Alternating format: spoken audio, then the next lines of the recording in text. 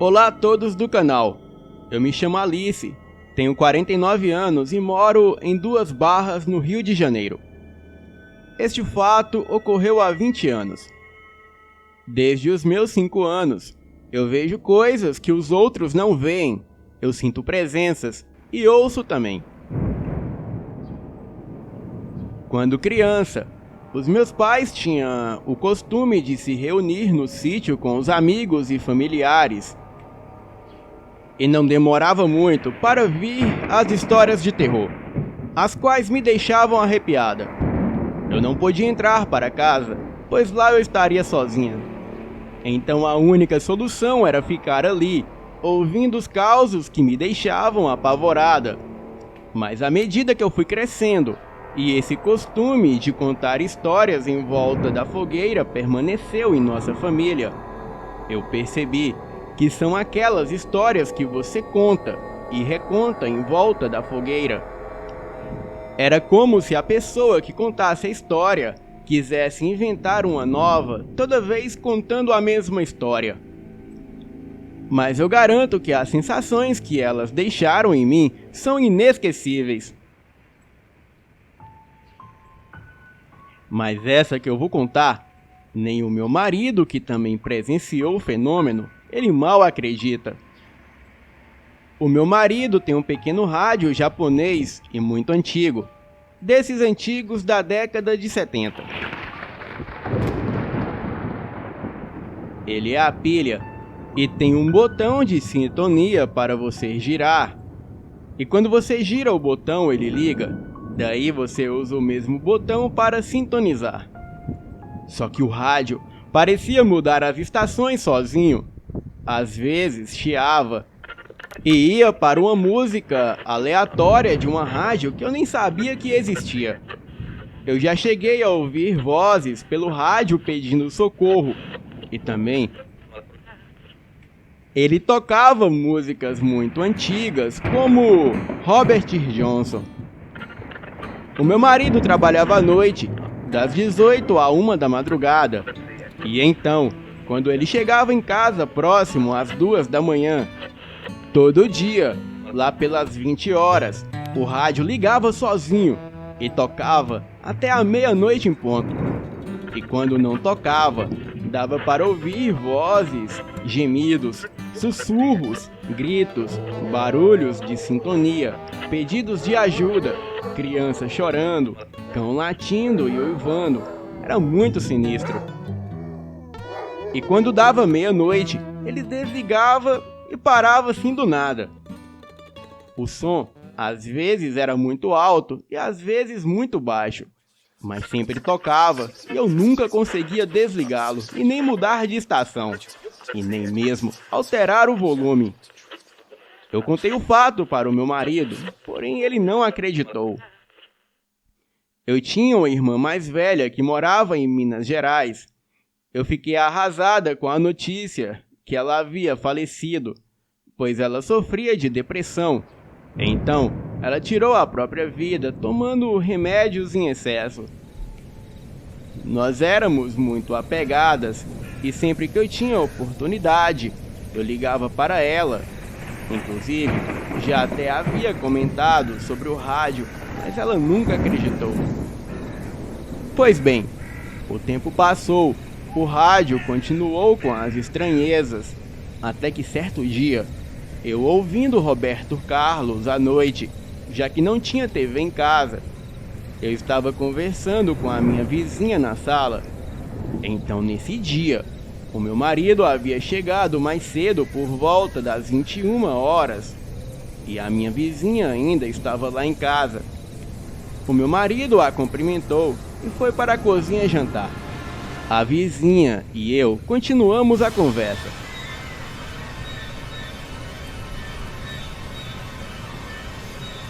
Até que do nada, o rádio pulou da música do Roberto Carlos para uma música chamada Hotel Califórnia.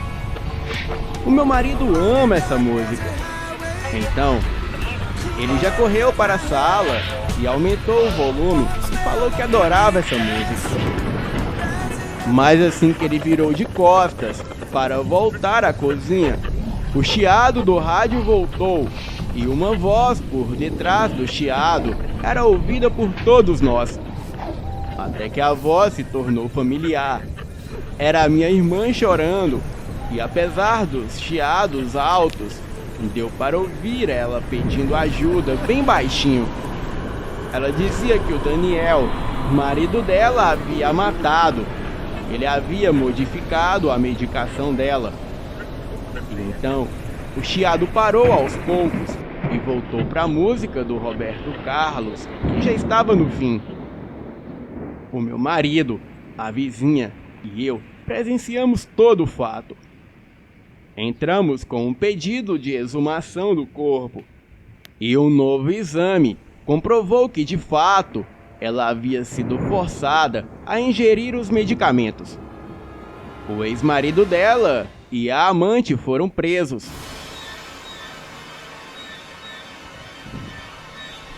Pois eles mataram a minha irmã para ficar com todos os bens e morarem juntos na casa dela. Pena que eles só cumpriram 5 anos de prisão, pois aqui no Brasil a lei não funciona. Mas acredito que eles ainda vão pagar caro no inferno.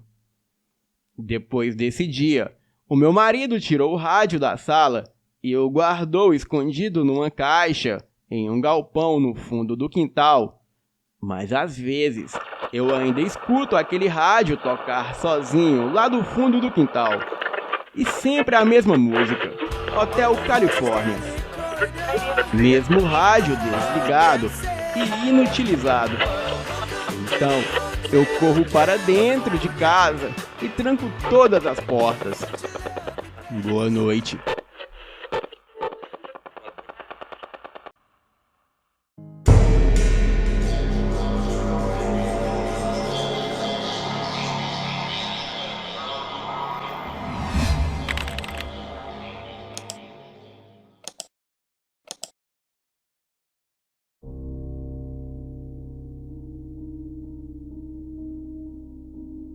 Olá, Elite Oculta. Eu me chamo Paula Fernanda. E o relato que eu vou contar aqui é algo muito surreal que ocorreu na minha cidade, um município de Santa Catarina chamado Orleans. Bem, eu fui criada em família católica, até que em 2015 os meus pais se tornaram evangélicos. E naquela época eu tinha apenas 15 anos. E morava com os meus pais, o meu irmão Arthur, de 13 anos, e 2 irmãs gêmeas mais velhas de 18 anos. E essas 2 estão mais para bruxas do que para irmãs. Bem, viramos evangélicos e passamos a frequentar uma igreja pentecostal. Era uma igreja que sempre tinha louvor antes do culto. E depois vinha a pregação. E logo, uma sessão de expulsar demônios. E fora que o tempo todo, o pastor pedia dinheiro. Bem, no começo tudo ia bem. E eu até gostava do grupo de jovens, das músicas e do louvor. Mas com o tempo, eu não aguentava mais a crítica das pessoas dali. Pois eu não podia ouvir mais os meus black metal, que para eles era coisa do diabo. Enfim, eu troquei os meus black metal por Linkin Park e 21 Pilot, mas para eles eram músicas mundanas. Bem, eu sempre gostei de filmes de terror, mas para o meu pai aquilo era coisa do diabo. E até os meus mangás de Dragon Ball Z e as minhas cartinhas de Yu-Gi-Oh! Era coisa do diabo para o meu pai. Pois segundo ele, eu tinha que ler a Bíblia e assistir filmes bíblicos. Os meus pais se transformaram em outra pessoa. Aqueles pais legais que eu tinha não existiam mais. Eles colocaram na cabeça que o meu irmão de 13 anos estava possuído pelo demônio, pois o meu pai olhou o histórico do celular dele e viu vários sites gays. Então os meus pais ficaram naquela palhaçada de levarem o meu irmão para a igreja, para assim o pastor tirar o demônio dele. O pastor disse para os meus pais deixarem o meu irmão com ele todo final de semana, pois assim ele ia ensinar ao meu irmão coisas bíblicas e aos poucos o espírito maligno da homossexualidade deixaria o corpo do meu irmão. Bem, e assim os meus pais fizeram. O Arthur ia para a casa do pastor toda sexta-feira à noite e voltava no domingo. Os meus pais disseram para o pastor que os meus amigos, que eram amigos meus desde a infância, eram uns imprestáveis, que só me levavam para o mau caminho. Então, o pastor designou uma moça que se chamava Simone a andar comigo e me designar nas coisas certas a fazer. A Simone tinha 19 anos. Ela só andava com roupas de marca e participava de todas as atividades da igreja. Ela era um exemplo, a queridinha do pastor. Certa vez, eu fui no acampamento evangélico com os jovens da igreja. Bem, eu tinha 15 anos na época. Era uma garota ingênua que nunca sequer havia dado um beijo de língua na vida. Mas posso dizer que a igreja me ensinou muito mais que o mundo. Pois neste acampamento evangélico parecia mais um cabaré. E eu posso dizer até pior que isso. Os jovens transavam loucamente nas barracas, no mato, e a brincadeira deles de pique-esconde, que eu ingenuamente participei, era o seguinte: todos se escondiam no escuro, e aquele que achasse a pessoa escondida, aquela pessoa seria o seu ficante. Porém, era muito mais que uma ficada. E eu posso dizer que era mais picante que novela da Globo. Contei aquilo para Simone, que os jovens estavam todos na mata, divididos em duplas para transarem loucamente. E ela, que estava com 3 diáconos na barraca, disse que não, que nenhum dos varões e varoas eram mundanos igual a mim, e que eles estavam apenas se divertindo com pessoas da própria igreja. Ela pediu que eu parasse de interrompê-la a orar e fosse para a minha barraca dormir, pois ela estava indo para o monte para orar com os 3 diáconos, e também oraria por mim, para que Deus tirasse esses pensamentos imundos da minha cabeça. Eu posso dizer que naquela noite eu fiquei no acampamento sozinha, pois todos arrumaram um canto para transarem, e a santinha ouvi uma das garotas comentarem que ela estava transando com os 3 diáconos lá no monte. Bem, eu era muito inocente por ter achado de fato que ela e aqueles 3 caras foram orar. E depois do acampamento evangélico, os jovens estavam eufóricos. E dentro do ônibus, eles já planejavam quando seria o próximo acampamento. A igreja parecia um presídio, pois lá só havia ex-traficante, ex-assassino, ex-drogado, ex-cafetões, ex-mulheres de programa e até ex-travestis. Nada contra, pois acredito eu que você pode fazer tudo o que você quiser, desde que não prejudique o próximo. Bem, e essa é a minha filosofia de vida. Mas o pastor julgou errado e disse que eu deveria tomar vergonha na cara e seguir os 10 mandamentos. Bem, os dias passaram e comecei a achar o meu irmão de 13 anos muito estranho. Ele era um garoto feliz, mas agora só andava isolado e nem falava mais comigo. Então imaginei que deveria ser pelo constrangimento dos meus pais ao descobrirem que ele era gay. E disse a ele que isso era normal, que ele poderia ser feliz do jeito dele, pois era ele que tinha que viver a própria vida e não os outros viverem por ele. E que para mim não importava se ele era gay ou seja lá o que fosse, pois para mim ele sempre seria o meu irmão e eu o amava muito. E foi aí que o meu irmão soltou a bomba. Ele me revelou que o pastor abusava dele, dizendo que isso afastaria o demônio, pois um homem de Deus estava tocando o seu corpo e isso incomodava o demônio. Eu saí calmamente de casa com uma faca e fui até a casa do pastor. O chamei para conversar tranquilamente na igreja, somente nós dois. Cheguei lá, fechei a porta e o ameacei com a faca na garganta. Disse que ele poderia até enganar os meus pais, mas não a mim. E que se ele tocasse no meu irmão mais uma vez, eu arrancaria a cabeça dele. Saí furiosa e disse que ia na polícia prestar queixa. Bem, mas era somente um blefe, pois quem ia acreditar em mim sem provas? Mas o pastor ficou tremendo de medo e nunca mais levou meu irmão para sua casa. Porém, 2 dias depois, a Santinha falou com os meus pais que me levaria no sítio dos seus avós, no município de Armazém. E lá eu participaria de muitas atividades dos jovens da igreja.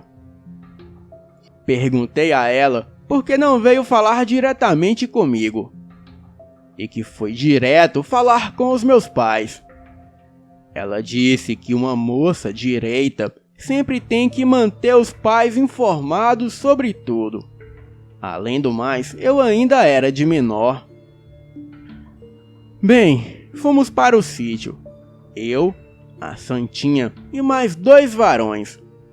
Naquela altura do campeonato, eu já havia entendido o porquê a Santinha gostava de chamar os homens de varão. Bem, vocês já devem imaginar o porquê.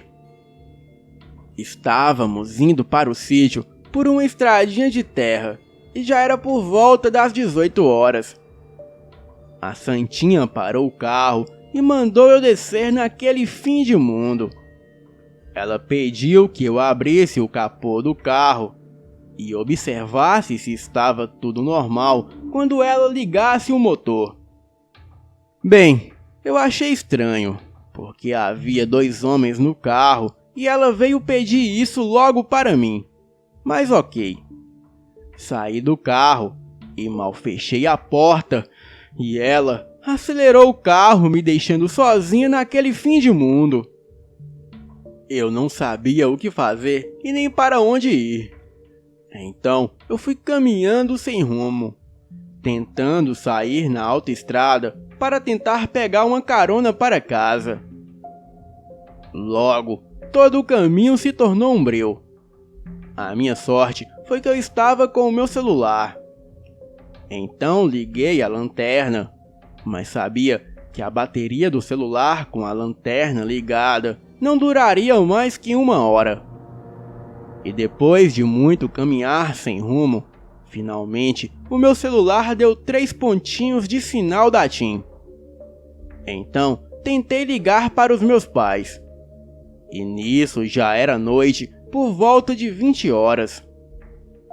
E foi quando eu comecei a ouvir uns rosnados vindo de trás de mim. Virei bruscamente, clareando aquilo com a lanterna do meu celular. E o que vi me deixou de pernas bambas. Era uma criatura humanoide, e os seus olhos amarelados brilhavam diante da luz do celular. Pelos amarronzados cobriam todo o seu corpo, e as suas orelhas eram em pé, parecendo 2 pares de chifres. A sua cabeça parecia a de um cão, porém com um grande focinho, e da sua boca sobressaltavam presas enormes, e baba escorriam entre elas. E apesar de ereta, a criatura se inclinava um pouco para frente, devido aos seus joelhos serem dobrados para trás. As suas patas dianteiras também eram bem longas e maiores que as traseiras. Reparei também que a criatura tinha 2 volumes peludos que pareciam serem peitos. Dei um grito abafado e aquele ser imenso começou a caminhar na minha direção. Confesso que o medo foi tanto que eu desmaiei ali mesmo na estradinha de terra. E acordei no outro dia com o sol na minha cara e a santinha buzinando o carro, me mandando entrar. Entrei no carro e ela começou a me ameaçar. Disse que se eu falasse algo sobre o pastor com meu irmão, que eu veria aquela mesma criatura que eu vi noite passada. Porém, aquilo foi somente um aviso, e na próxima vez eu seria a refeição da fera. Daquele dia em diante, a minha vida mudou. Eu não saía mais de casa e passei a ter síndrome do pânico. E também tinha vários pesadelos com aquela criatura horrenda. Meses depois, a minha tia me levou para ficar uns dias na casa dela. Os meus pais não concordaram muito, pelo fato da minha tia mexer com magia. Mas depois dela muito insistir, a minha mãe acabou deixando. Afinal, ela era sua irmã. A minha tia me levou para o seu sítio em Bom Jardim da Serra. E chegando lá, ela me contou que eu estava sendo alvo de espíritos malignos que foram mandados para mim. Ela então me benzeu e ficou tratando de mim com vários trabalhos espirituais durante 3 dias. Quando me recuperei, eu contei à minha tia tudo o que aconteceu comigo. Sim, tudo o que escrevi aqui acima, e mais um pouco, eu contei a ela, e ela acreditou em mim. A minha tia e eu estávamos decidida a devolver o mal que estava em mim. Então descobrimos que foi a santinha que havia feito magia negra para me destruir. Ela havia pego cabelos na minha escova e feito um trabalho muito forte. Bem, todo o mal foi devolvido. E a santinha, que era uma lobisomem e costumava ir para o sítio dos seus avós de Fachada, no município de Armazém. Lá, ela se transformava em fera e atacava os animais dos sítios vizinhos. Porém, daquela vez ela se deu mal, pois um sitiante estava de tocaia já esperando este lobisomem aparecer. E quando ela apareceu, ele meteu bala sem pensar 2 vezes, e sem chances para ela escapar. E após morta, ela voltou à forma humana. O sitiante foi preso, mas logo em seguida foi solto por alegar que atirou em um desconhecido que invadiu a sua propriedade. Mas mesmo assim, ele ficou respondendo o processo por um bom tempo. Já o pastor, esse passou a ser atacado sexualmente por forças malignas. Demônios sexuais masculinos o violentava toda noite e pagava ele com a mesma moeda dos abusos que ele praticava com o meu irmão. E vai lá saber se também não era com outras crianças. Sei disso porque as entidades falavam tudo para minha tia. E não passou muito tempo e esse pastor tirou a própria vida. Eu fui obrigada pelos meus pais a ir em seu enterro, mas nunca o perdoei e não me sinto arrependida. pois tudo que eu fiz foi devolver o mal às pessoas que tanto me fizeram mal, tanto a mim quanto ao meu irmão. E antes de finalizar o relato, eu gostaria de explicar que logo no início eu chamei as minhas 2 irmãs gêmeas de bruxas. Isso porque elas eram do mesmo barco dos demais jovens da igreja. Aprontavam e se fingiam de santas. O meu pai, que dizia ser um homem de Deus e julgava o meu irmão por ele ser gay, ele estava traindo a minha mãe com outro varão da igreja. A minha mãe dava tanto dinheiro para a igreja que se atolou em dívidas e até ficou doente por causa disso. Mas enfim, ela abriu os olhos, abandonou a igreja e separou do meu pai. O meu pai se casou novamente com uma outra mulher bem mais jovem, que tem idade para ser a sua filha. Mas ainda rola boatos que ele continua tendo um caso com este varão. Bem, este é o meu relato. Talvez vocês não tenham passado nada parecido na igreja de vocês, mas infelizmente eu passei isso e muito mais. E só não contei tudo aqui porque o relato ficaria gigante. Boa noite.